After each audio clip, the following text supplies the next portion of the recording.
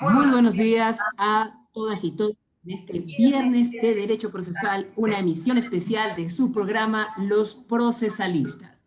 Programa que, por cierto, es transmitido no solamente por medio de este canal Zoom en el que se encuentran los invitados en este momento, sino adicionalmente por Facebook Live, y además va a ser subido pronto pues a nuestro canal de YouTube. Como les comentaba, este es un programa especial, no solamente porque estamos en un horario irregular de nuestra emisión, es un horario de viernes a la mañana, generalmente salimos los fines de semana, viernes a la noche, sino que adicionalmente es nuestro programa número 21 y es nuestro programa con un primer invitado internacional que será presentado más adelante. Solo recordarles a quienes recién se conectan con nosotros que Los Procesalistas es un proyecto de formación permanente en Derecho Procesal, impulsado por el Instituto Ecuatoriano de Derecho Procesal, el Colegio de Abogados de Pichincha y nuestro reciente auspiciante, la Federación Ecuatoriana de Asociaciones de Escuela de Derecho. Y está dirigido tanto a abogados y estudiantes de Derecho a fin de poder poner en la palestra temas de actualidad en Derecho Procesal. En Los Procesalistas tenemos cada semana un conferencista invitado de alto perfil, desarrollando temas sean de derecho procesal civil, penal, constitucional, general, etc. Salimos al aire de manera general los viernes a la noche, aunque en este programa especial estamos a la hora de la mañana. Durante la semana, así que estén atentos a nuestras redes, ustedes podrán inscribirse a los enlaces que haremos llegar por medio de nuestras redes, como he comentado, a fin de que puedan participar directamente por el programa en Zoom o, en su defecto, seguirnos por nuestros otros canales como Facebook Live o, como ya les había comentado previamente, nuestro canal de YouTube. Bueno, solamente para quienes también recién se conectan con Los Procesalistas, una pequeña explicación de nuestro formato. Nuestro invitado tendrá una conferencia de aproximadamente 30 y 35 minutos y luego en un lapso de 15 a 20 minutos se recogerán inquietudes y preguntas del público, así como las preguntas que vayan realizando los copanelistas. Y bueno, en este punto, pues, luego de esto, pues, será el cierre del programa. Antes de presentar a nuestro invitado, quisiera pues darle unas palabras al recientemente nombrado presidente del Instituto Ecuatoriano de Derecho Procesal, el doctor Jorge Luis Mazón, que aprovechando pues también su nueva designación, o su nuevo cargo, desea dirigirse a cada uno de ustedes. Doctor, lo escuchamos. Te agradezco, Milton, gracias. Bienvenido, profesor Fernández. Gracias por aceptar la invitación tan generosamente y tan desprendidamente, la invitación que les hemos hecho a los procesalistas. Estoy muy contento como presidente de una de las instituciones que patrocina este proyecto, que lo único que ha querido desde hace ya un poco más de 20 semanas, ¿no? Porque en Navidad tuvimos un pequeño receso de fin de año, y ya son algunos meses ahora que me estoy dando cuenta, pues llevar un programa de formación permanente destinado a elevar siempre, en la medida de lo posible, el nivel de los abogados, de los estudiantes de Derecho del Ecuador, en temáticas exclusivamente de Derecho Procesal, que es la que nos interesa como instituto. Y agradecer siempre al Colegio de Abogados de Pichincha, a la Federación de Asociaciones de Estudiantes de Derecho del Ecuador, que copatrocinan también este programa. Es muy satisfactorio para mí contar con un invitado de su nivel, y quiero darle la palabra ahora a mi buen amigo Alfredo Cuadros, coorganizador de este proyecto, para que tenga la bondad de presentar sus credenciales académicas a continuación. Alfredo. Muchas gracias. Buenos días con todos los asistentes. La verdad que es un gusto. Este programa, para no quitarme mucho tiempo, es muy especial por varias cosas, ¿no? Aprovecho primero para felicitar tanto a Milton Velázquez, que recientemente designado como juez de la Corte Nacional, un verdadero honor tenerte en el programa. Doctor Jorge Luis Mazón, recientemente presidente del Instituto Procesal del Ecuador, también por estos especialistas del programa, y también porque es la primera vez que tenemos un conferencista internacional. En este caso Óscar Fernández León, ¿no? Solamente decir una cuestión a Óscar, para mí esto es muy especial porque créeme, Óscar, me permito tutearte, de que muchas veces, a veces uno tiene esa noción un poco triste de la profesión por algún mal sabor de boca, y gracias a veces tus tweets o tus entradas de blog, la verdad es que me han dado ánimo muchas veces porque se nota ese amor que sientes y la pasión por compartir tus conocimientos. Así que, en todo caso, les presento a Óscar Fernández León, ¿no? Es un conocido abogado, graduado desde 1987, conocido conferencista, capacitador, sobre todo de temas que tienen que ver con las habilidades profesionales de los abogados. Es autor de 12 libros que ya han sido publicados sobre distintas habilidades que tienen o que podemos compartir y ejercer los abogados. Uno de estos libros justamente es uno titulado Las 51 habilidades del abogado, competencias y valores para crecer profesionalmente, libro editado en Ecuador por la librería editorial jurídica Ceballos, del cual seguramente Óscar nos va a hablar más adelante. Tiene también un blog que les comentaba, de seguro también él lo va a mencionar en su charla, que es oscarleon.es. Síganlo también, por favor, en Twitter. Siempre recomiendo sus entradas de blog y en verdad es un lujo tenerlo esta mañana tarde aquí en Ecuador. Óscar, esperando que te encuentres bien de salud. Te cedo la palabra y bienvenido a los procesalistas y la sala es tuya, Óscar. Bueno, pues nada, muchísimas gracias Alfredo por la presentación, muchísimas gracias Jorge Luis, enhorabuena por tu nombramiento y Milton, su señoría, como decíamos anteriormente y como decimos aquí en España, enhorabuena. Bueno, la verdad que estoy encantado, ¿no? de tener esta invitación del Instituto Ecuatoriano de Derecho Procesal y las otras instituciones que colaboran en el proyecto, porque yo tengo un vínculo muy especial con Ecuador y tengo que decirlo, ¿no? Yo, antes de que llegara la pandemia, ya por noviembre de 2019, tuve la ocasión de estar una semana entera en Quito, dando una serie de conferencias gracias a la colaboración y a la llamada de Pedro Cornejo, el doctor Pedro Cornejo, padre e hijo. Y bueno, disfrutamos en ese curso sobre habilidades profesionales de oratoria, técnicas de litigación, etcétera. Y además allí tuve la ocasión también de conocer a don Luis Ceballos, que es precisamente el librero del que luego os hablaré, ¿no? Entonces pasé una semana dando cursos, dando charlas, pero también estuve también conociendo lo que es gran parte de Ecuador, y la verdad es que quedé fascinado y maravillado con este país. Y después, pues, ya Alfredo lo conocía anteriormente, de haberme hecho una entrevista. El caso que disfruté muchísimo y estoy encantadísimo de estar aquí. Pues bien,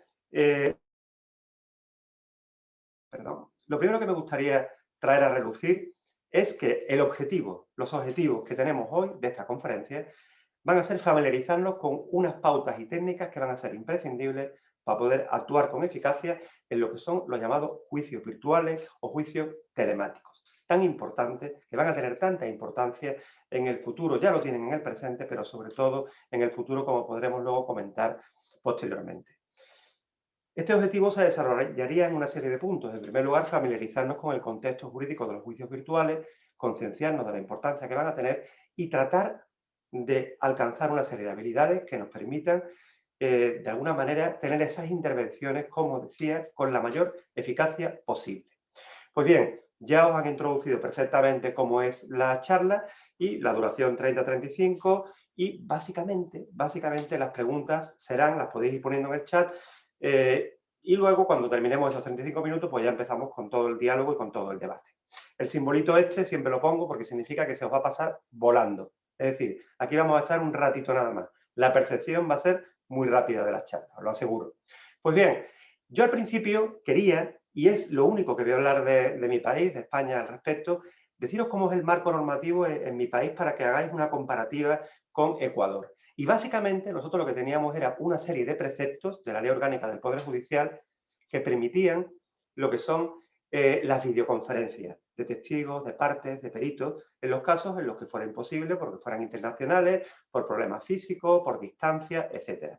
Pero desde el Real Decreto Ley de 16 del 2020, es decir, justo cuando empezó el estado de alarma en España, pues ya se publicó un artículo en el cual se permitía o se establecía que los juicios virtuales, o sea, las vistas, las audiencias, se celebrarán preferentemente de forma virtual. Ese fue el aldabonazo de salida para establecer la prioridad de los juicios virtuales. Posteriormente, el Consejo General del Poder Judicial sacó una guía con recomendaciones para la celebración de estos juicios, unas guías generales para dar una serie de elementos que nos ayuden a celebrarlas, y finalmente, y de forma reciente, ha salido ya una ley que vuelve a reproducir el artículo anterior, de forma que se establece la preferencia de los juicios virtuales. ¿Esto qué significa? Esto significa que ahora mismo en nuestro país, pues, hay preferencia de celebración de juicios virtuales. Lo que ocurre es que la realidad es que se siguen celebrando juicios presenciales y poco a poco se van celebrando cada vez más juicios virtuales. ¿Por qué no se ha hecho todo de golpe? Por el problema de los recursos, porque carecemos de recursos, de experiencia, de recursos tecnológicos, económicos, para que fuera una implantación inmediata y perfecta. Pero poco a poco se está creciendo en esto. De hecho, se está estudiando un proyecto de ley para regular este tipo de juicios telemáticos. Me imagino que estaréis pensando en Ecuador de que el sistema es quizás muy parecido a este, con la diferencia de que ya anteriormente al estado de alarma, al inicio del COVID, ya teníais incluso una autorización legal en el Código Orgánico de Proceso para poder celebrar juicios virtuales. Aquí ha sido a partir del 2020. Antes solo había videoconferencias. Y ya dejo de hablar de lo que es el derecho comparado. Y entramos en las características. Y yo creo que tanto allí en Ecuador como aquí en España, esto es novedoso. Esto es muy complejo. Esto es una práctica que va a generar estrés, preocupación, ansiedad, no solamente en los abogados, sino también en los propios jueces. Nos va a cambiar completamente la concepción del lenguaje en el que nos comunicamos. Es decir, ya no estamos hablando de un lenguaje basado en una dimensión tridimensional, sino que estamos hablando de que nos estamos dirigiendo a una pantalla. Por tanto, el lenguaje va a cambiar, la comunicación va a cambiar completamente. Y además, desgraciadamente, pues tenemos carencias técnicas y humanas y económicas que hagan que esto pudiera empezar a funcionar, como decían anteriormente, con plena eficacia desde ya. Esto va a requerir una evolución y unas inversiones que hagan que pueda funcionar, como digo, con esa eficiencia y esa eficacia necesitada. ¿Cuáles son los factores claves a controlar en los juicios telemáticos? Vamos a empezar por ahí. Pues fijaros, los retos de los juicios telemáticos para mí se basan en la existencia de esa conexión digital, distancia física, pérdida de perspectiva, pérdida de contexto, diversidad de imágenes y encuadre del juez. Un pequeño resumen de cada una de ellas. Fijaros, conexión digital. Se pueden producir problemas de transmisión debido a la tecnología, problemas de imágenes, problemas de sonido. La conexión digital provoca dificultades en la interpretación y comprensión del lenguaje, precisamente por los problemas que puede haber en la transmisión. Hay factores externos que muchas veces, si no los controlamos, pueden afectar la comunicación, como es la luz, el encuadre, el entorno, la tecnología. También, en este tipo de comunicación, se magnifican los gestos y nuestra voz, por lo cual tenemos que tener muchísimo cuidado a la hora de comunicarnos. Y hay, en ocasiones, un retraso en el retorno en la comunicación, que también afecta a la comprensión del mensaje. Esto en cuanto a la conexión digital imagen-sonido. En cuanto a la distancia física, hay menos presión, por ejemplo, en el testigo, menos nervios. Un testigo que vaya a mentir lo va a tener mucho más fácil en un juicio telemático que en un juicio presencial. Hay una dificultad de interpretar el lenguaje verbal y no verbal, luego veremos por qué. Y además se pueden perder incluso los matices del engaño. Otro elemento que condiciona es el contexto. Cuando estamos en un juicio, estamos viendo al juez, vemos a la parte contraria, vemos al testigo, pero estamos viendo el contexto que lo rodea.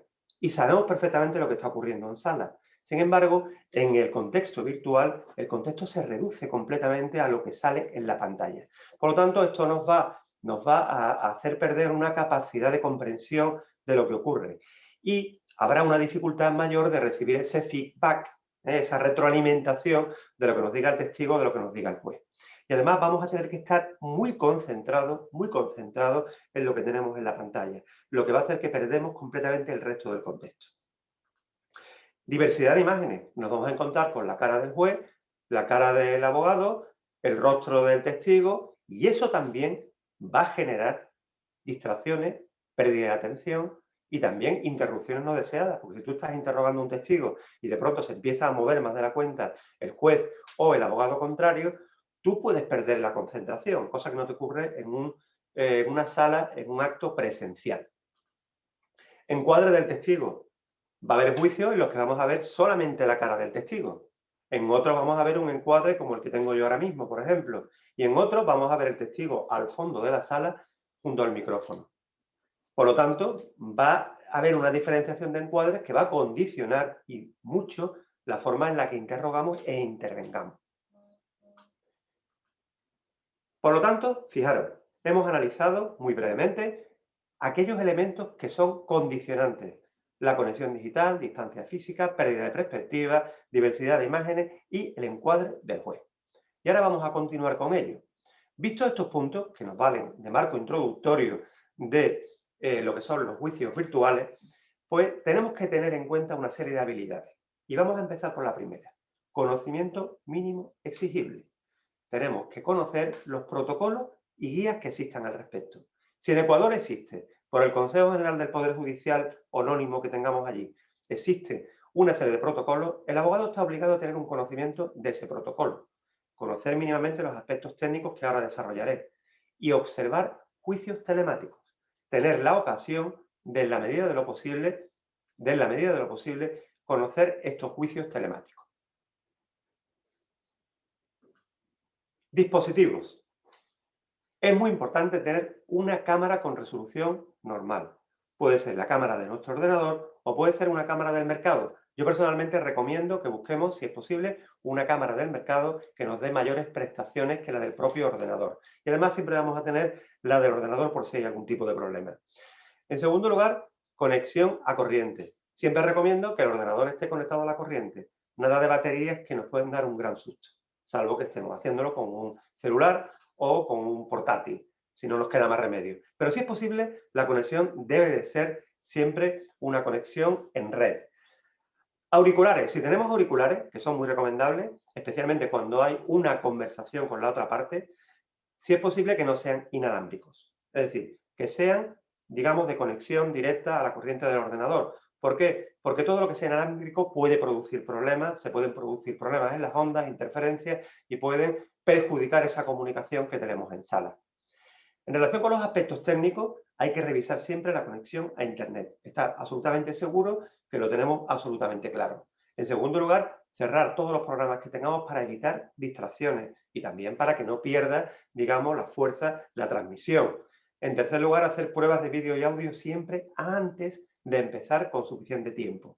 Y chequear el funcionamiento general del equipo. Esto puede parecer una tontería, pero hay ocasiones en las que nos confiamos, nos vamos directamente a esperar el inicio de la comunicación y luego nos encontramos que por una tontería no se nos escucha, no se nos ve, se nos va la batería, etc. Iluminación, un elemento muy importante. Fijaros, la iluminación va a facilitar que el rostro se distinga y por lo tanto es bueno tener una buena iluminación. ¿Y cuál es la buena iluminación? La artificial, no la natural, no la que viene de las ventanas, sino la que tú puedes recibir artificialmente. Y dentro de la artificial, lo mejor es la iluminación de LED regulable. Siempre debe estar situada delante nuestra, si es posible, en los laterales. ¿Por qué? Porque así te iguala de alguna forma, en la mejor manera posible, te iguala el rostro. Os voy a hacer una prueba. Fijaros, voy a quitar la iluminación que tengo. ¿Vale? ¿Por qué? Porque yo tengo precisamente dos foquitos, que son estos dos, que os los voy a enseñar ahora mismo, que son estos. ¿Vale? Muy sencillo. Dos focos que tú te colocas en los laterales, los enchufas al ordenador, los enciendes y ya tienes una mínima luz que te permita pues que no se te oscurezca el rostro y por lo tanto no pierdas ese matiz de que se te vea la comunicación directamente. Aquí tenemos, por ejemplo, un caso de internet en el que se ve que el rostro es un rostro que está de alguna forma, pierde un poquito de iluminación porque la tiene tapada y además nada más que está detrás. La iluminación detrás nunca es buena, nunca es buena. ¿Qué es el encuadre? El encuadre es la forma en la que se nos ve dentro de la pantalla y por lo tanto hay un plano medio que es el que va desde la cabeza hasta la cintura y luego está el plano medio corto, desde la cabeza un poquito más debajo del pecho. Esos son los planos ideales.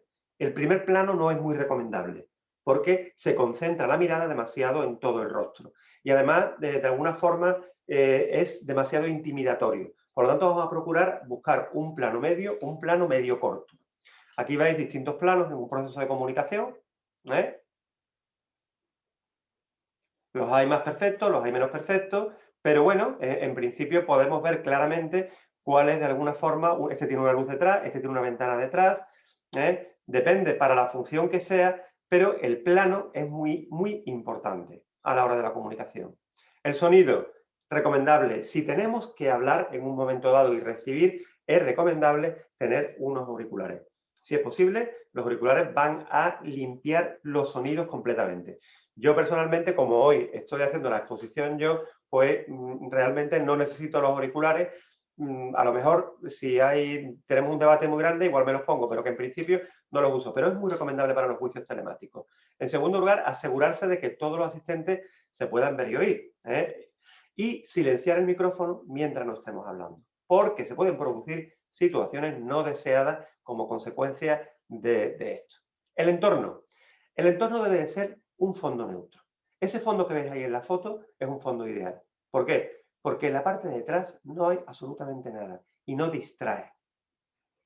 Si nosotros tenemos la parte de detrás llena de cositas, de banderines de nuestro equipo de fútbol, de temas políticos, etcétera, vamos a transmitir poca profesionalidad. Y por lo tanto vamos a hacer que las personas que nos están viendo se distraigan. Y si las personas que nos ven se distraen, la consecuencia que puede tener es que no se atienda a el mensaje que nosotros estamos dando. Existe la posibilidad de poner unas imágenes profesionales, que es poner detrás una pantalla de una ciudad, etcétera, etcétera, o de un despacho, de una oficina. Mucho cuidado porque se producen pequeñas distorsiones cuando movemos el rostro como consecuencia de la digitalización que tenemos detrás.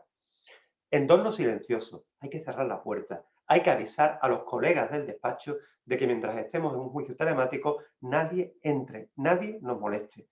Eso hay que hacerlo porque es muy importante, porque se pueden producir interrupciones muy desagradables. Y luego, evitar, ya lo veremos en el vestuario, pero evitar camisas de rayas que hacen que se desvirtúe la imagen.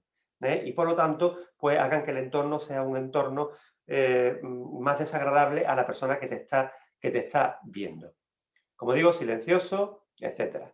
Vamos a ver un vídeo de YouTube, en el que se produce una situación, mucho lo habréis visto, en el que se produce una situación en la que la persona que está emitiendo, digamos que no se preocupa de controlar el entorno. Ahora veréis por qué. Está en inglés, pero está subtitulado. And what will it mean for the wider region? I think one of your children has just walked in. I mean, shifting sounds in the region. Do you think relations with the North may change? I would be surprised if they do. Pardon me. My apologies. What does this mean for the region? My apologies. North Korea, South Korea. Bueno, aquí tenéis, como decía, un ejemplo en el cual pues no se produce un verdadero control del entorno. Por lo tanto, mucho cuidado al respecto. Y el vestuario, yo siempre digo lo mismo, el vestuario es el mismo de los juicios presenciales. Es decir, tal y como vamos al juicio, así tenemos que ir. Hay que evitar riesgos de distracción al juez, como por ejemplo las pulseras en las chicas o los pasadores en los chicos, que al dar los golpes, pues se magnifica el sonido. Por lo tanto, vamos a procurar no realizar ruidos con objetos que tengamos o valorios que podamos llevar puestos. Prohibido la ropa casual, pijama, etcétera, si estamos emitiendo, por ejemplo, desde casa. Porque, claro, una de las grandes ventajas del juicio telemático es que podemos emitir desde nuestro propio despacho. Y, por lo tanto, si tienes la tentación de emitir desde el despacho de tu casa, pues mucho cuidado con la ropa que te pones. Y el vestuario siempre completo. ¿Por qué digo esto? Porque, fijaros, aquí tenemos un vídeo de YouTube que se ha hecho viral en el que fijaros lo que ocurre. Digamos, bochornoso momento. Una juez en Tamaulipas llamó la atención a un abogado que pues se vio en la imagen de la videoconferencia, pasan muchos accidentes en esta época del Zoom, se vio que no traía pantalones y la jueza lo regañó. La víctima, no se había tuve contacto con la víctima antes de esta porque creo que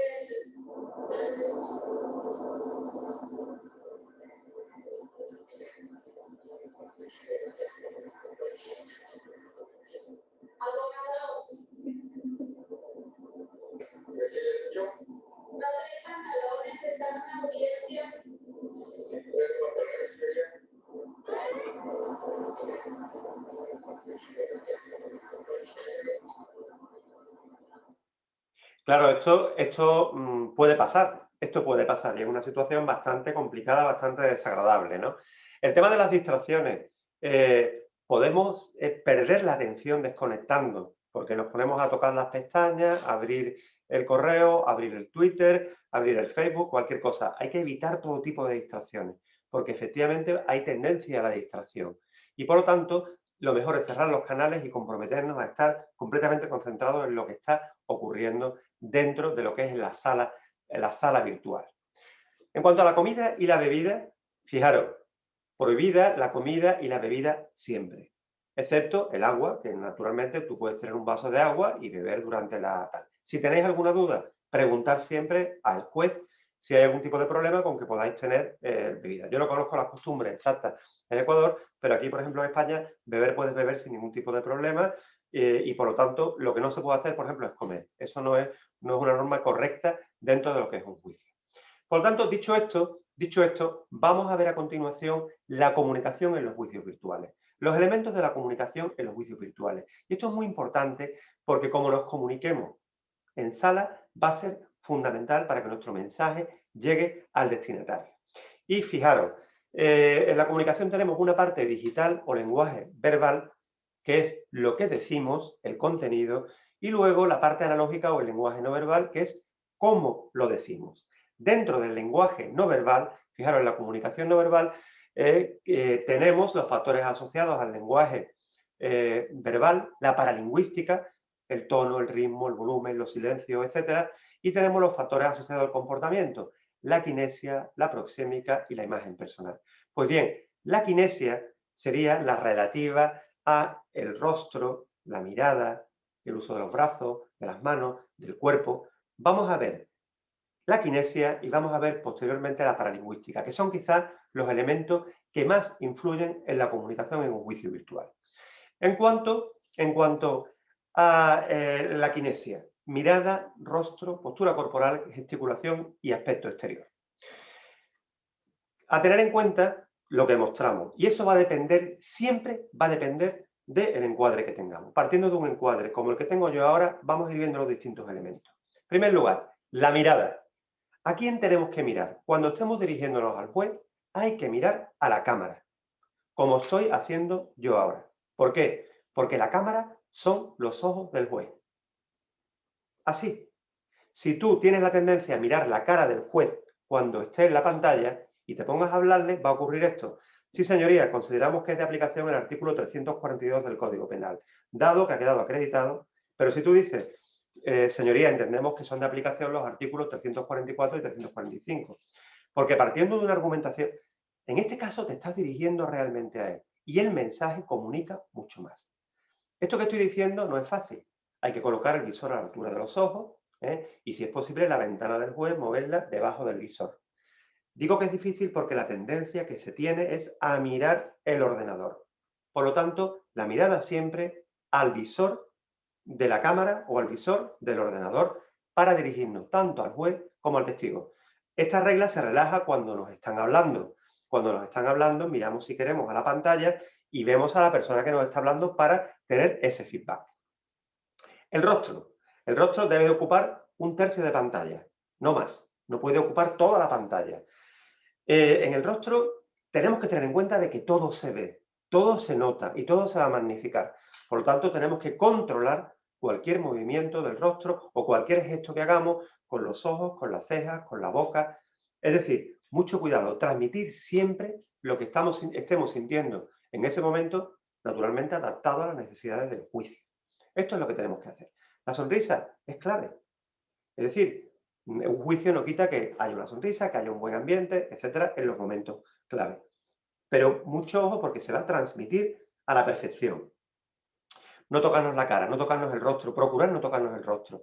El tocarnos el rostro durante una conferencia genera cierto nerviosismo e inseguridad por la persona que lo está haciendo. Por lo tanto, vamos a intentar evitarlo. Postura corporal. La postura corporal consiste básicamente en espalda recta y una leve inclinación hacia adelante. Pero no más de la cuenta. ¿Por qué? Porque somos invasivos. Imaginaros que yo estoy hablando al juez y estoy hablando así. Porque, señoría, es que usted tal. ¿Qué estoy haciendo? Me estoy inclinando hacia adelante, igual que hago un juicio presencial. Pero, en este caso, como sé que la cámara está ahí y se va a magnificar, digamos, mi imagen, pues tengo que tener cuidado y que la inclinación sea leve, pero no demasiado. La gesticulación, lo mismo. Las manos se magnifican mucho. Si estamos continuamente moviendo las manos, vamos a acabar distrayendo al juez.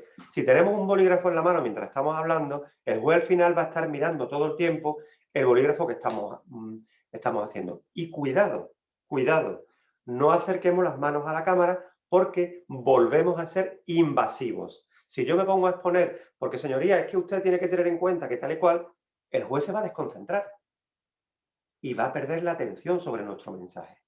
Por lo tanto, tenemos que utilizar las manos de una forma moderada, transmitiendo seguridad, solvencia, todo lo que nos enseña la comunicación no verbal, pero de una forma prudente, una forma que no haga que el auditorio esté más pendiente de nuestras manos que de lo que realmente estamos diciendo. Y nunca crucéis los brazos en un juicio telemático. Cruzar los brazos significa oposición, rechazo, que te encuentras incómodo en esta situación y por lo tanto es mejor estar abierto. Otra cosa es que esté hablando el abogado contrario y para manifestar tu posición, pues cruces los brazos y escuches con los brazos cruzados.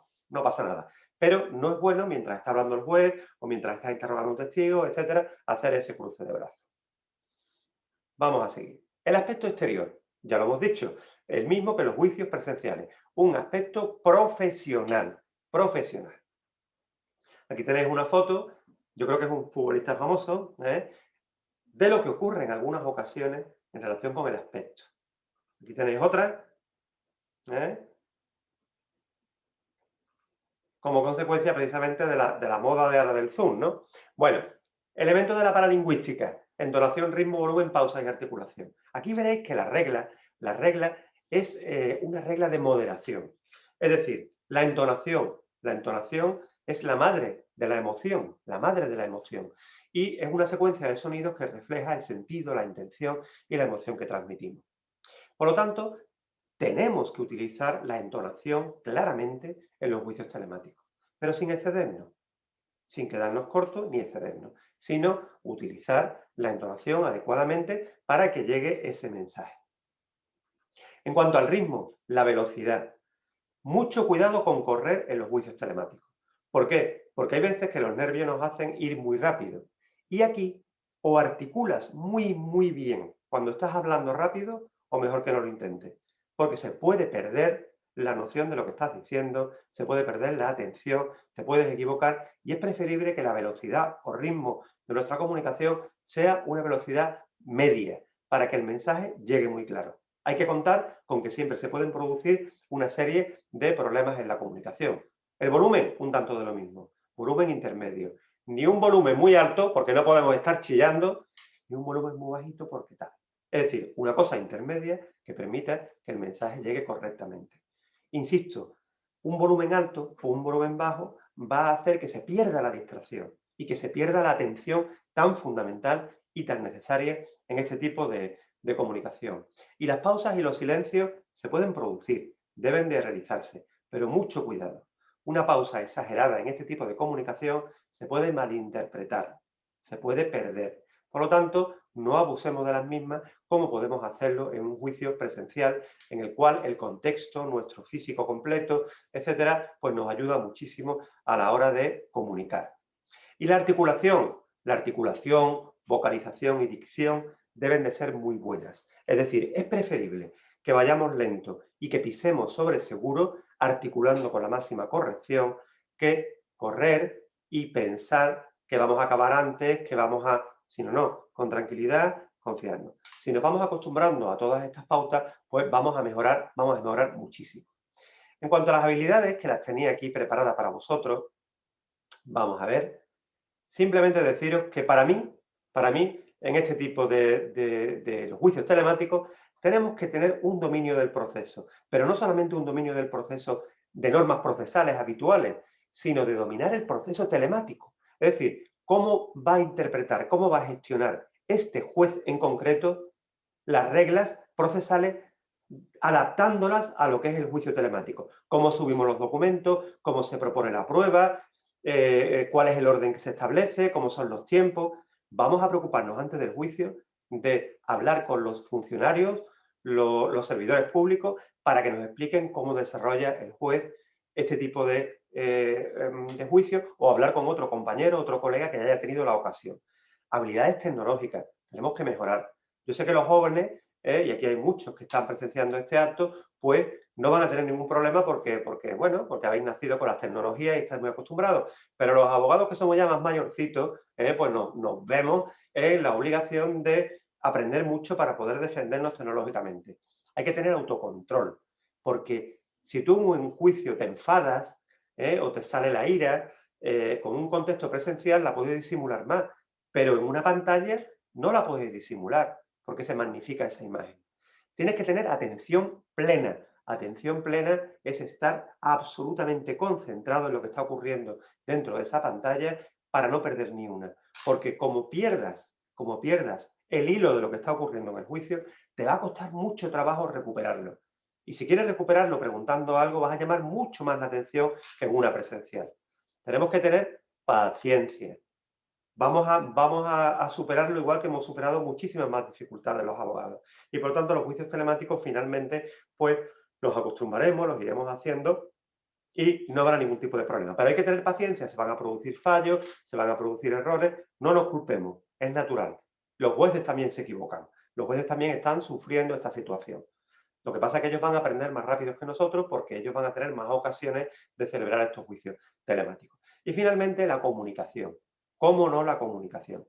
¿Qué importancia tiene? Ya la hemos visto. La comunicación no verbal, sobre todo, va a ser muy importante a la hora de expresarse. Y en cuanto a la comunicación verbal propiamente dicha, pues comunicar unos contenidos, digamos, adecuados, correctos, técnicos, con brevedad, porque dentro del mundo telemático la brevedad va a acabar imponiéndose. Ya de por sí dicen que la brevedad es el manjar de los jueces. Pues bien, en el mundo telemático va a ser más todavía, más todavía. Por lo tanto, hasta aquí llegan estos principios, estas técnicas para el tema telemático. Aquí os he puesto mi blog, he puesto el blog, ¿por qué? Porque os invito a que os suscribáis tanto al blog como a la newsletter. Yo lo que hago es que suelo mandar un post a la semana sobre habilidades profesionales. Simplemente entráis, pincháis, metéis vuestro correo y ya estáis registrados en el mismo. Os invito, me encantaría que estuvierais ahí. Y bueno, me han pedido que pusiera aquí el libro, que quería decir lo siguiente en cuanto a este libro. Este libro fue una promesa que yo le hice a don Luis Ceballos cuando estuve en Ecuador, que me pidió por favor que por qué no escribía un libro para los abogados ecuatorianos. Y digo, pero bueno, es que escribir un libro tiene WhatsApp, tiene mucho tiempo, y bueno, lo voy a intentar. Y precisamente con el estado de alarma que nos confinaron a todos, esto fue lo que hizo que al final me decidiera escribirlo y en cuestión de 2 o 3 meses, pues salió adelante, se ha publicado y además está publicado para Ecuador, precisamente. Así que os invito a que lo leáis, lo vamos a presentar próximamente a través de una videoconferencia, pero bueno, ahí está. Así que bueno, esto es un poco lo que tenemos aquí. Yo creo que he cumplido mi promesa de horario, así que bueno, estoy a disposición vuestra para lo que necesitéis. Muchas gracias. Muchas gracias, Óscar. Te voy a pedir un favor, Óscar, no sé si puedas por un minuto dejar de compartir la pantalla para poder hacer el Sí, perfecto. Vale. Sí, muchas gracias, Óscar. Muy clarificadora, muy clara tu charla. Mientras ibas hablando, estaba pensando en las cosas en que he incurrido en las audiencias virtuales que he tenido, ¿no? Pensaba en el tema del acercamiento. A veces tengo una tendencia de hablar con la pluma en la mano. Aquí le decimos pluma de esfero, pues, ¿no? Entonces, empiezo a pensar en esas cuestiones, ¿no? Quería hacerte una consulta aprovechando. Ya habíamos conversado un poco de esto, pero a tu parecer, a tu criterio, ¿crees que las audiencias telemáticas o la sustanciación telemática, las diligencias judiciales, están para quedarse? ¿Crees que va a regresar el sistema tradicional? ¿O crees que va a haber un sistema mixto a futuro? Es decir, el abogado que quiera comparecer a la sala de repente es un caso importante, me tomo el trabajo, el tiempo y el esfuerzo de ir a la sala, o ya va a ser esto de manera permanente. ¿Cómo lo ves tú? Me gustaría saber tu pensamiento, aprovechando tu experiencia en esto. Sí, yo creo que dentro de este mundo de transformación tecnológica en la que nos ha tocado vivir, Pues esto de la pandemia, de alguna forma lo que ha hecho es anticipar algo que se iba a producir en el futuro. Es decir, los juicios, yo siempre digo lo mismo, se lo escuché una vez a un compañero, a un colega, Jordi Estalella, que decía que la justicia no es un lugar, la justicia es un servicio. Y por lo tanto, la justicia no tiene por qué necesariamente impartirse desde una sala en concreta físicamente, sino que también podría hacerse como estamos hablando ahora. Y yo creo que el juicio telemático, aunque tiene sus inconvenientes, pues tiene muchas ventajas. Y creo que han llegado para quedarse. Evidentemente empezaremos con un sistema mixto porque es evidente que hay determinados juicios, determinados procesos que son necesarios de la vista oral, como son los penales, especialmente los penales en los cuales existe una gravedad en la pena importante.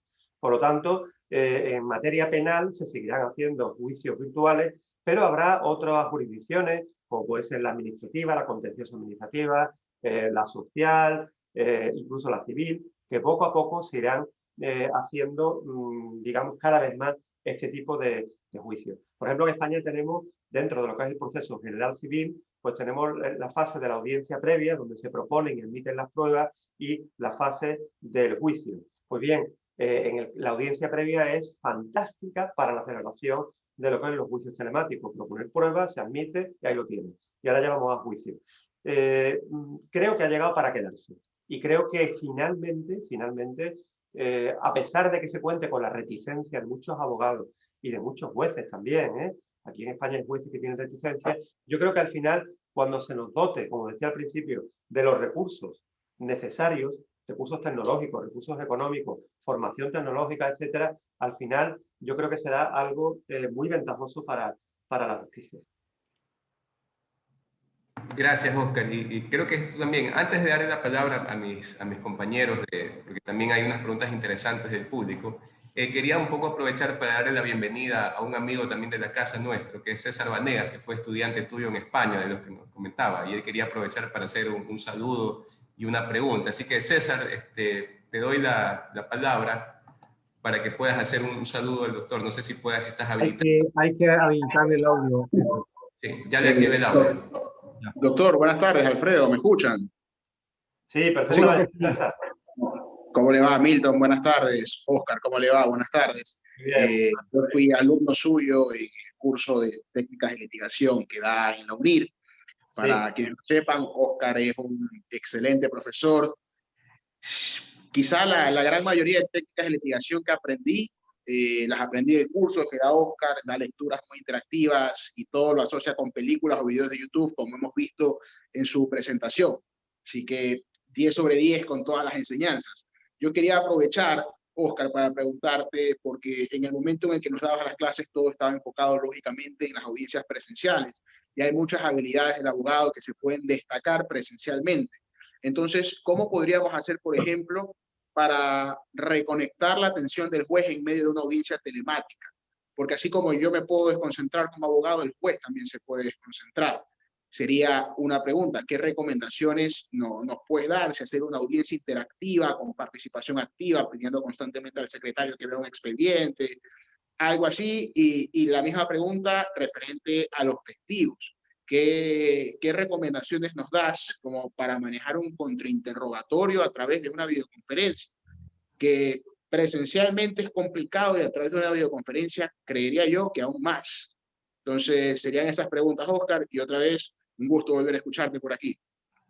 Bueno, pues nada, César, muchísimas gracias, me acuerdo de ti, un buen alumno también, así que nada, bueno, comentar. Hombre, podríamos dar una jornada entera de lo que tú estás diciendo, de las preguntas que me has hecho, es decir, el tema de la atención del juez, el tema del interrogatorio del testigo, ¿no? Hombre, yo te diría que evidentemente, efectivamente, las técnicas que hemos aprendido, yo considero que prácticamente todas las podemos seguir manteniendo en los juicios telemáticos, pero claro, van a perder mucho, porque el principio de inmediación, es decir, ese contacto del abogado y del juez con la prueba, pierde mucho. Eso está clarísimo. La distancia física, la imagen, el sonido, el entorno, el contexto, eso radicalmente va a cambiar el tema. Entonces, claro, cuando tú hablas de la atención del juez, yo entiendo que debe de referirse al momento en el que tú estás haciendo el alegato, por ejemplo, el alegato de bien sea de apertura, dependiendo del país que sea, ¿no? De apertura o de cierre, ahí es donde existe un riesgo real de que se pueda perder la atención del juez. Entonces, claro, ahí es muy importante que el abogado, cuando esté informando, esté muy pendiente de las pistas de retroalimentación que le vaya dando el juez. Mientras el juez, tú veas que te está atendiendo, que está, digamos, transmitiéndote, que está escuchando tu mensaje, pues tú tienes que seguir con tu alegato tal y como lo tienes estructurado. ¿Qué es lo que ocurre? Que en el contexto telemático pierdes capacidad de reconocer cuando el juez no te está atendiendo. ¿Por qué? Porque, por ejemplo, si imagínate que, vamos, que no lo hacen, yo lo digo como ejemplo solamente, pero si el juez tiene el teléfono, el celular, y lo tiene aquí, y tú estás haciendo el informe, y por las circunstancias que sea, está así, tú no sabes realmente lo que está haciendo, porque no tienes la imagen y no lo ves. Entonces vas a tener grandes carencias para conocer esto. Entonces, yo entiendo que las técnicas van en estar muy pendientes, pero llevar también un alegato muy bien estructurado. Un alegato muy bien estructurado, con mucha claridad en sus partes, para que, de alguna forma, a la hora de que vayas cambiando recuerdas, ¿no? En el curso, el exordio, división, narración, argumentación y epílogo, ¿no? Bueno, pues cada una de las partes del informe oral las tienes que marcar de una forma que te permitan que, fijaros que estoy cometiendo el error de hablarle a César directamente a la pantalla, no sé si habéis dado cuenta. O sea, yo estoy cayendo ya en el error que hablábamos antes. ¿Por qué? Porque lo estoy viendo y es más fácil, mucho más fácil verle el rostro, y ya seguirá así además. Bueno, entonces, en ese caso, pues, si tú haces un informe que le llame la atención porque lo estructura muy bien y vas notándole los cambios que vas haciendo, ahora voy a analizar la prueba, ahora voy a argumentar, tal, eso ayuda mucho. Y luego, la brevedad. Tienes que utilizar la brevedad. ¿Por qué? Porque el contexto telemático agota mucho, cansa mucho. Eso lo sabemos todos. Si hacemos una videoconferencia con los compañeros y está una hora entera con los compañeros, acabas al final que si el Twitter, que si el esto, que si lo otro, porque es agotador. Entonces, la brevedad es muy importante. Y luego, el uso del silencio, siempre yo siempre le digo que es como un anzuelo, ¿no? Es decir, tú estás hablando, ves que la persona a la que le estás hablando no te está echando cuenta o ha perdido la atención, pues haces un pequeño silencio. Y entonces, rápidamente, el juez, si está así, va a coger, te vas a callar y vas a hacer así. Sí, prosiga. Entonces, el uso de los silencios, una buena estructura del informe y, bueno, y estar muy pendiente de lo que estás viendo, mirando siempre, como te digo, a los ojos del juez, para que no haya ningún problema. Y el contrainterrogatorio, pues, es muy complicado también. ¿Por qué? Porque nos vamos a enfrentar a un testigo hostil, nos vamos a enfrentar a un testigo que sabe que vamos a atacar su credibilidad y la de su testimonio, y por lo tanto, los matices del engaño se pierden, se va a sentir mucho más seguro. Ese reto que hay entre el abogado y el testigo, esa lucha en el contrainterrogatorio, pues el testigo se va a sentir más confiado, especialmente los que sean muy hostiles, ¿no? Y por lo tanto, lo que tienes que utilizar fundamentalmente es el tema de la mirada es muy importante, algunas veces ser invasivo, decía antes que mucho cuidado con ser invasivo, pero a lo mejor con un testigo hostil puede ser invasivo, acercar la cara a la cámara, acercar las manos a la cámara, transmitir de alguna forma con tu cuerpo más fuerza, más soltura, más seriedad. Elevar el tono de voz en algunos momentos, pero siempre pensando en que hay un grado de hostilidad importante. Porque si ya sabes tú que muchas veces en el contrainterrogatorio al principio, pues tú haces una aproximación amable para ir ganándote al testigo para luego darle el hachazo, ¿no? Cuando llegue ese momento. Entonces, hay que hacer un comienzo un poquito normal, pero luego puedes utilizar tu comunicación verbal y no verbal para ser un poco más agresivo. Y también brevedad, más brevedad que un interrogatorio presencial. Pero ya digo que esto daría para un curso, César. Gracias. Entro en la conversación, Oscar. Primero, decirte que es tan refrescante de rato en rato asistir a una charla donde nos bajamos así de los olimpos de la teoría jurídica y descubrir que hay colegas como tú que se dedican a pensar en cosas que muchos abogados no pensamos siquiera, ¿no? Se ha estado ya teorizando inclusive sobre audiencias telemáticas en este año de pandemia, pero es la primera vez que asisto a una charla tan práctica. Yo creo que muchos de mis colegas abogados que ahora mismo estudiantes han asistido a la charla deben estar gustosos de encontrar tan buena, prolífica cantidad de consejos buenos para esto que nos llegó y como algunas veces pienso yo, creo que llegó para quedarse, ¿no? Ya has dicho algunas palabras respecto de que esto es el futuro. Me gustaría así escuchar, quisiera que te dejes luego un tiempito para hacernos conocer tu punto de vista respecto de las ventajas que tienen las audiencias telemáticas en cualquier sentido, ¿no? Sobre esto acá en el Ecuador hemos estado discutiendo en los últimos meses, pero siempre es refrescante escuchar en otras latitudes cómo se está pensando sobre eso. Y una cosa más, me interesa conocer tu punto de vista también, Oscar, respecto de los protocolos mínimos, ¿no? En la charla previa a tu conferencia, un poquito topamos el tema de la existencia de protocolos, ¿no?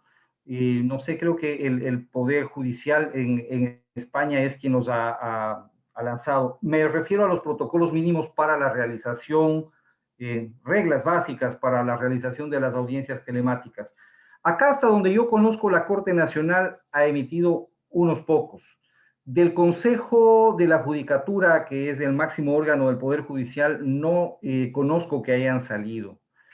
Y la pregunta va en el sentido de, ¿te parece que es suficiente ya en la experiencia acumulada de este año, más o menos, de audiencias telemáticas, suficiente con unos protocolos o será ya hora de ir pensando a lo mejor en hacer cambios en las leyes procesales para ponerlo ya a ese nivel, a nivel de norma? Por favor, te escucho, Oscar. Bueno, Jorge Luis, lo primero, muchas gracias por tus comentarios, muy agradecido. Creo que te has pasado, como decimos aquí, pero bueno, demasiado. Bueno, mira, comentarte, en cuanto al último punto, creo que estamos igual en Ecuador que en España. Es decir, tenemos unas reglas, unos protocolos que han sacado los respectivos consejos generales del Poder Judicial, ¿no? Pero ¿qué ocurre? Que son protocolos casi tecnológicos, es decir, dedican una parte muy importante de su contenido a establecer los estándares tecnológicos, algunas reglas, etcétera, y eso sí, establecer algunas normas básicas de dónde tienen que ubicarse los testigos, los peritos, las partes, el juez, durante este tipo de juicio. Con esto hemos ido funcionando hasta ahora en la medida de lo posible, pero si te digo la verdad, la experiencia en España es que las prácticas son muy diferentes. Aquí hay veces que están los dos abogados, por ejemplo, están cada uno en su casa y el juez también. Hay otros casos que un abogado está en sala presencial con el juez y el otro abogado está fuera. Hay veces que los testigos que tienen que estar en el juzgado junto a los peritos pues se encuentran en el despacho del abogado. Es decir, que hay una casuística enorme como consecuencia de la falta de unas normas claras. Entonces, mi opinión, en España se habló, cuando salió la última ley que prorrogaba el estado de preferencia de los juicios telemáticos hasta mayo de este año, pues en una disposición final se habla de que se ordena la instrucción la preparación de una ley que regule los juicios telemáticos. Que no sé si se está haciendo o no se está haciendo, pero por lo menos la orden está ahí. Entonces, en mi opinión, por supuesto que sí, debe de elaborarse una norma, una ley específica que establezca pues las reglas básicas, que vaya más allá de un protocolo esencial como el que tenemos. Por lo tanto, sí, mi respuesta es sí. Creo que es hora de, teniendo en cuenta lo que se nos viene encima con los juicios telemáticos, de establecer una regulación específica que permita que dispongamos de unas normas básicas que hagan que los operadores jurídicos no tengamos que estar con ese miedo y esa incertidumbre. Mi recomendación ahora, ¿cuál es? Si vas a un juicio telemático, entérate antes cómo se celebra ese juicio telemático en ese concreto y específico juzgado. Porque te puedes encontrar con que te crees que te vas a encontrar lo mismo que el juicio del otro día y ahora resulta que la forma de gestionar el juez el proceso es completamente diferente. Eso por ahí. Y en cuanto a los beneficios, permitidme que comparta nuevamente, porque, como decimos aquí, yo traía una chuleta. No sé si sabes lo que es una chuleta, ¿no? Lo que se utiliza en los exámenes. Si le digo cómo se dice en Ecuador chuleta, creo que en ¿Cómo? España sonará muy mal, así que mejor dejémoslo en chuleta. Bueno, no, como que no. Bueno, dímelo, a mí me da igual, yo no me asusto, ¿eh? Bueno, mira, fijaros. Vamos a ver. Presentación. Vamos a ponerla aquí. Fijaros, la veis, ¿no? ¿Veis la diapositiva? Sí, sí. Bien, fijaros, ventaja. Agilizar considerablemente los trámites procesales, las vistas y las comparecencias. Eso estamos de acuerdo, ¿no? O sea, se van a agilizar. Ahorro de interrupciones o suspensiones de juicio vistas. Bueno, esto es relativo, pero bueno, ciertamente sí, hay veces que vas al juicio, es que no está citado el testigo es que no está citado el perito, se suspende el juicio. Bueno, pues si lo hacemos así, va a ser más fácil de controlar. Ahorro económico de tiempo y de trabajo.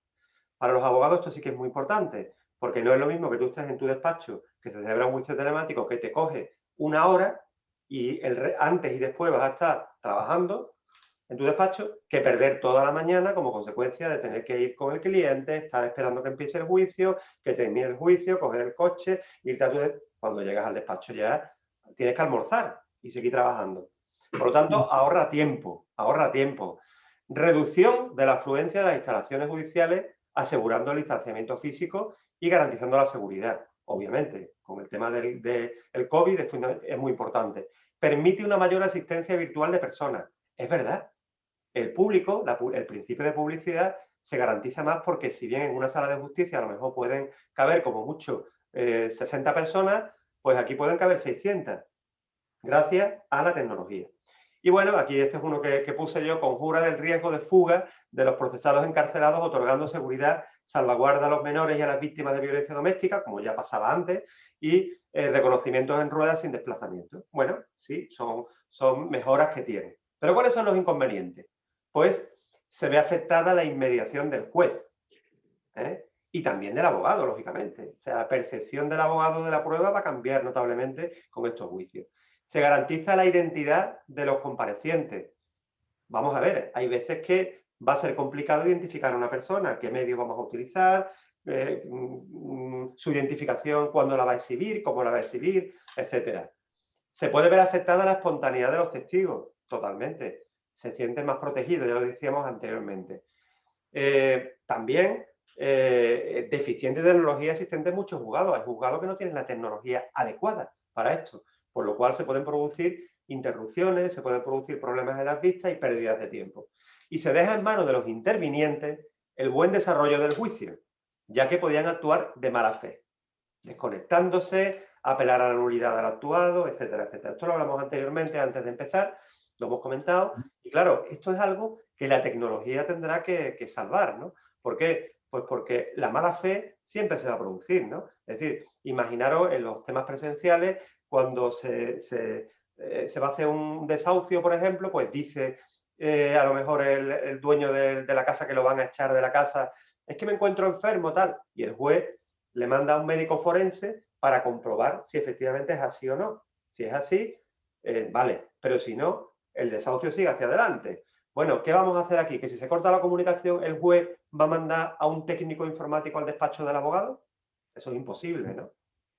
Pero pues eso se tendrá que solventar de alguna forma. No sé cómo, pero tendremos que tener que la tecnología nos permita saber cuándo se ha cortado la comunicación voluntariamente, cuándo ha sido un problema real de caída de red, para tomar la decisión oportuna. Por lo tanto, eso es uno de los inconvenientes que nos vamos a encontrar. Probablemente seguro que tendréis más de uno vosotros en la cabeza, ¿no? Más inconvenientes y más ventajas. Pero a mi modo de ver, estos son un poco los mismos. Y si los sopesamos, yo creo que al final pesa un poco más la ventaja que los inconvenientes.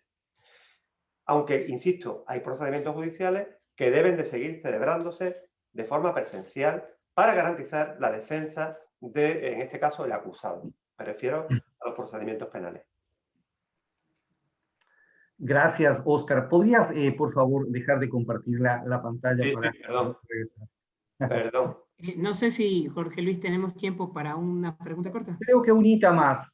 Quisiera pasarle me pareció muy interesante. Tenemos un colega que es ya un habitud de nuestro programa aquí, es de los fans de los procesalistas. Lo veo semanas acá, mi buen amigo Luis Armijos. Ha dejado en el chat una pregunta que me parece muy interesante y quisiera escuchar tu parecer, Óscar. Mira, dice: las audiencias telemáticas exigen compromiso de las partes y de los jueces como administradores de justicia. Si bien es cierto, los equipos tecnológicos son vitales, el compromiso y buen uso de ellos se vuelve clave para el éxito de las audiencias. He tenido un par de audiencias, ahora va a contar Luis su propia anécdota, con tribunales. Y al menos uno de los jueces durante la audiencia apaga la cámara. Ello lleva a plantearse si ante ese evento se podría declarar o solicitar que se declare la audiencia del juez, la ausencia, perdón, del juez. ¿Qué te parece que un juez apague la cámara en media audiencia? Pues la verdad que es un tema muy interesante, ¿no? Es interesante. Lo que pasa que, claro, eso no podríamos saberlo hasta que no se impugnara, se recurriera y se pidiera que un tribunal superior tomara la decisión correspondiente, ¿no? Bueno, porque, claro. Claro, es obvio, ¿no? Pero sí es cierto que es algo parecido a si tú estás en un juicio presencial, ¿no? Y el juez abandona la sala. Yo me estoy dirigiendo a un auditorio. Vamos a ver, en oratoria y en la oralidad hay 3 elementos básicos. El orador, el auditorio y el mensaje, que es el alegato, en tal caso, ¿no? Si tú te estás dirigiendo como orador a un auditorio con tu mensaje, es obvio que necesito al auditorio. Si el auditorio no está, ¿por qué? Porque se apaga la cámara, pues hombre, se produce un problema de retroalimentación, de comunicación. Yo no sé si esa persona me está escuchando. Yo necesito recibir el feedback de esa persona. Correcto. Y si no la veo, no me está escuchando. Me podrá decir probablemente ya, pero es que yo tenía la cámara apagada por lo que sea, pero yo lo estaba usted escuchando, porque yo estaba allí en mi tal. Bueno, ya, sí, muy bien, pero... O sea, es un tema complicado, ¿no? O sea, que depende también del tiempo que esté apagada la cámara, si es una cuestión de unos segundos, pues tal, pero claro, si estamos haciendo un alegato, un informe de 10 minutos y desde el momento que empezamos se apaga la cámara y tal, hombre, es una y más, y luego si la sentencia te sale desfavorable, más todavía, ¿no? Porque si la gana, seguro que no te preocupa. Si me permiten hacer un comentario, a mí me pasó algo similar en una audiencia, pero parece que un juez tenía problemas de conexión. A mí me tocó decirles de manera más respetuosa a los jueces, señores jueces, por si acaso uno de los jueces, una de las pantallas de los jueces aparece apagada, si quieren pauso mi exposición hasta ver qué ha pasado. O sea, lo dije expresamente para ganar tiempo y que se vuelva a conectar el juez, porque era importante. Claro, totalmente. Muy bien, es un error. Profesor Oscar Fernández, tu compromiso con nosotros enorme, gracias. Oye, pactamos 1 hora de programa, nos hemos pasado unos 3 minutos. Bueno. Y vamos, estamos muy contentos de que hayas venido así, de esta manera, al Ecuador esta vez a compartir con nuestros colegas y con los procesalistas de aquí. Te agradecemos infinitamente, esperamos que sea apenas la primera vez y que podamos tener una relación muy fluida. Veo así rápidamente que tenemos muchos temas en común, muchas cosas que compartir y ojalá podamos hacerlo en el futuro cercano. Te dejo para que te despidas de tu auditorio y también a mis colegas, a Milton, a Alfredo, si quieren también despedirse. Muy bien. Bueno, pues yo lo que quería decir, lo que dije al principio, ¿no? Estoy encantado, muy agradecido de estar con todos vosotros, me habéis tratado estupendamente. Me siento en Ecuador como en casa, como en casa. Y bueno, pues aquí estoy a vuestra disposición para lo que queráis. Próximamente estaré por Ecuador nuevamente con el tema de la presentación del libro. Ya avisaré yo a Alfredo para que estemos en contacto por si queréis mover. Seguro que sí. Y bueno, y ánimo, sobre todo mucho ánimo. Y también, muchísimo cuidado, tened cuidadito con el tema del COVID, protegeros, que el tema es muy serio. Aquí en España estamos súper preocupados también como allí y que esto es cosa seria, esto no es broma, vamos. Así que a ver si tenemos suerte, pasa esto lo más rápido posible y podemos estar, bueno, haciendo juicios virtuales, pero porque se haya quedado para quedarse, no porque sea obligatorio por culpa del maldito COVID. Así que muchísimas gracias. Muchas gracias, Oscar. Eso es que nos queda agradecer una vez más. No sé si Milton también quisiera decir unas palabras, pero solo volverlos a invitar a que visiten el blog también de Oscar, oscardeon.es, oscardeon.es, y recuerden el libro Las 51 habilidades del abogado, ¿no? Editado por la librería Ceballos de Ecuador también, y a Oscar también a través de sus redes sociales, que lo encuentran en Twitter, el mismo blog, podrá informar más acerca del libro. En verdad, muchas gracias, Oscar. Me has dado muchísimo que pensar, muchísimas cuestiones prácticas, pensando varios errores que he cometido en ciertas audiencias, y gracias por tu apertura desde un inicio siempre. Y recordarles que Oscar también es guitarrista de la banda Los Imputados, ¿no? También, entonces algún día quizás lo veamos de gira por ahí. Entonces, no sé si quiere decir algunas palabras en todo caso. Bueno, solo para cerrar, agradecer a todo el público que nos acompaña semana a semana, sobre todo los nombres que se van repitiendo, máxime en un horario irregular como el del día de hoy. También destacar que en el chat se encuentra asimismo el enlace para la dirección del blog de Oscar, asimismo el enlace que Pedro Aldaz nos ha hecho llegar con respecto a los protocolos que emitió el Consejo de la Judicatura, algo sobre su crítica. Los invitamos a hacer esta lectura a la luz de lo que hemos podido conversar el día de hoy. Y será hasta una siguiente entrega de Los Procesalistas. Muchísimas gracias a todas y todos. Hasta pronto, hasta la próxima. Felicidades, Oscar. Gracias. Gracias a todos quienes nos siguen semana a semana.